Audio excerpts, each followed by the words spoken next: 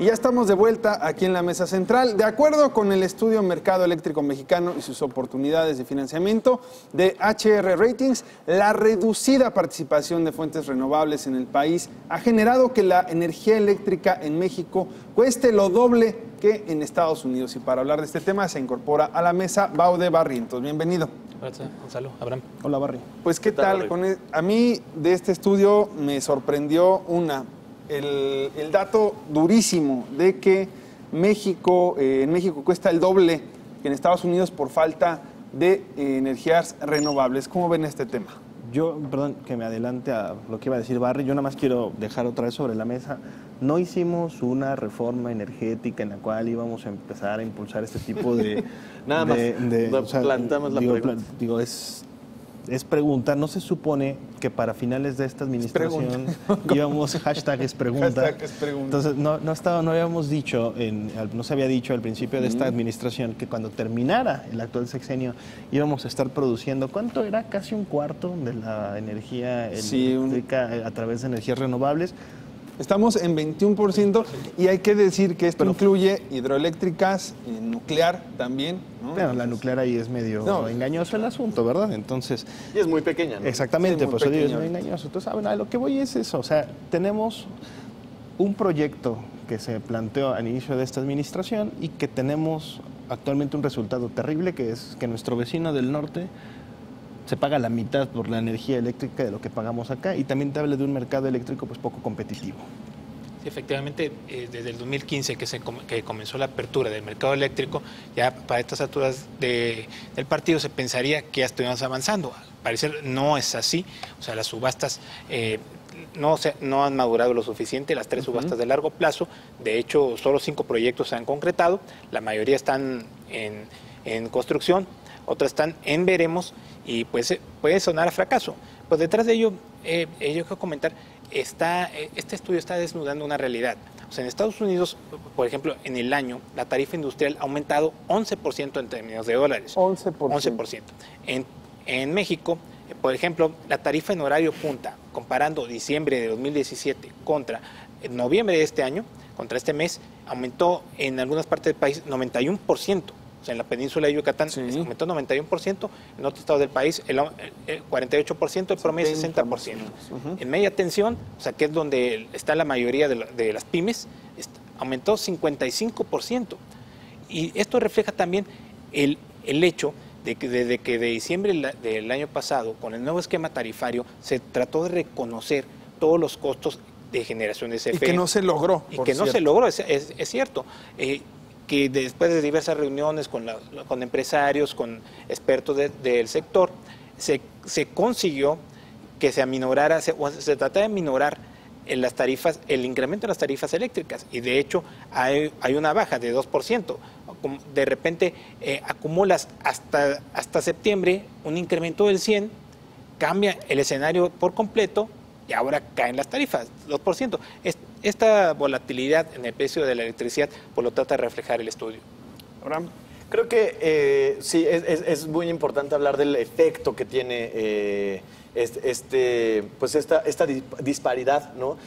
Por supuesto que las compañías mexicanas entonces no tendrían la misma oportunidad de crecer, porque esto es uno de los costos, pero si hablamos, y uno de los costos energéticos, si hablamos de otro de los costos energéticos, que es la gasolina, que ya vemos también que en Estados Unidos pues puede ser más barata, que el gas natural puede ser más barato, vaya, que son insumos necesarios para transporte, por supuesto para las oficinas, para cualquier instalación que tú tengas como compañía.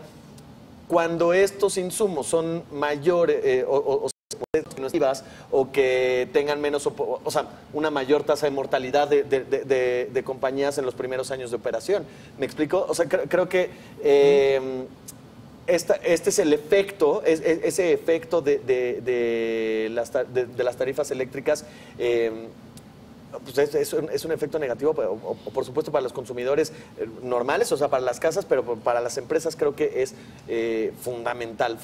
Eso, y otra cosa también es el tema de la transparencia, porque estamos en un mercado eléctrico que en teoría tendría que ser abierto, tendría que ser mucho más competido, y no sabemos ni la fórmula de cómo se calculan las tarifas eléctricas, cada vez dicen, no, ahora sí les vamos a decir la fórmula, total que sube 50%, 90% de acuerdo a la región, y no tenemos ni idea de cómo se calculan. Eso era... y entonces, pues creo que ese tema de la transparencia también es algo muy relevante que al país lo está, o sea, que puede estar lastrando pues competitividad y puede estar lastrando muchas otras cosas. Que eso que menciona Abraham es justamente lo que yo decía al principio, de que necesitamos, o sea, que el mercado en sí, como quedó después de la reforma, quedó hecho un verdadero relajo. Usaría otra palabra, pero si no nos multan. Horario familiar. Exacto, es horario todavía familiar. Pero a ver, el tema más allá del tema de transparencia es un tema de claridad regulatoria, es un tema de claridad empresarial y es un tema de claridad del propio gobierno para saber a qué es lo que aspiran, ¿no? Por el tema, en el tema eléctrico. Tenemos, y ya lo mencionábamos en alguna ocasión en una de las mesas, un sistema eléctrico que de verdad se necesita doctorado específico en ello. O sea, uno ve los diagramas de flujo, uno ve las explicaciones gráficas y es una telaraña lo que está ocurriendo con el mercado eléctrico y es complicadísimo. Es muy complicado, por ello también muchos de los jugadores privados pues mejor se han mantenido más bien al margen de lo que podría ser en circunstancias más favorables un mercado pues mucho más atractivo y competitivo. Creo que el mercado está ahí. Ahora, hacia adelante preocupa también que el siguiente gobierno, Manuel Bartlett, quien va a ser el director de la CFE, ha planteado que se deben de reintegrar al suministro las carboeléctricas, que se debe dar más peso también a combustóleo, a las plantas de combustible, etcétera. Cuando estamos viendo, al menos en este reporte de HR Ratings, que no es la forma en que se puede llegar a ser más competitivo. ¿Creen que esto en el mediano y largo plazo puedan afectar? Creo que también es uno de los puntos en donde probablemente Andrés Manuel López Obrador y su equipo no están del todo de acuerdo. O sea, por una parte, Bartlett diciendo sí, que se deben pues traer de vuelta cierto tipo de generación eléctrica, cuando López Obrador, una de sus promesas de campaña fue vamos a incrementar, no recuerdo qué medida, la participación de las energías renovables y, digamos, como hacer energías limpias o favorecer el uso de energías limpias en el país. Entonces, probablemente ahí no estén muy de acuerdo.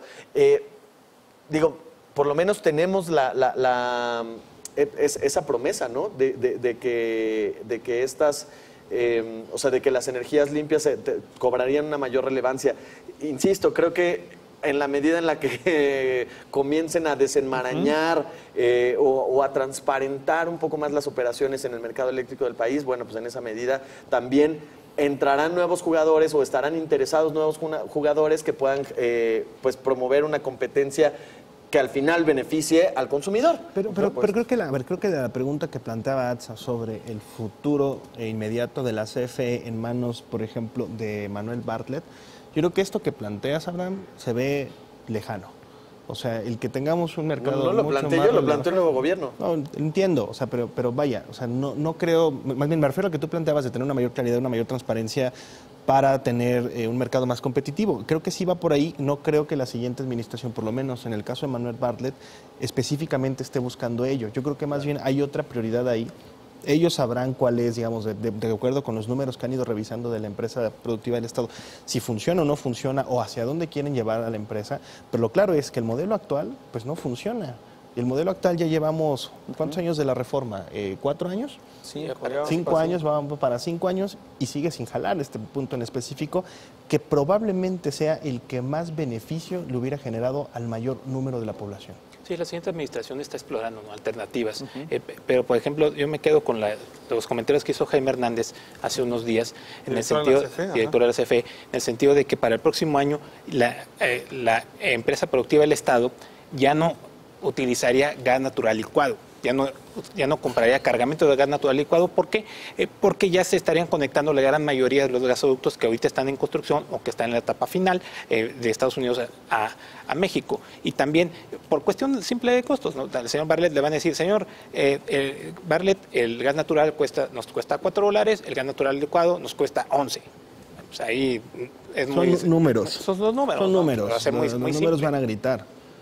Ahora, también, quiero recordar de los últimos datos, al menos de los últimos dos meses, los últimos 2 reportes de inflación, tanto de septiembre como de octubre, las tarifas eléctricas más de 2 meses, las tarifas eléctricas aparecen entre las mayores incidencias, no solamente con el de los mayores aumentos, sino también de las mayores incidencias dentro del índice. Entonces, obviamente, este tema eléctrico tiene muchas más implicaciones que solamente un pago mayor por un servicio, sino lo podemos ver incluso reflejado en cosas hasta como la tasa de interés que uno paga. Era lo que mencionaba.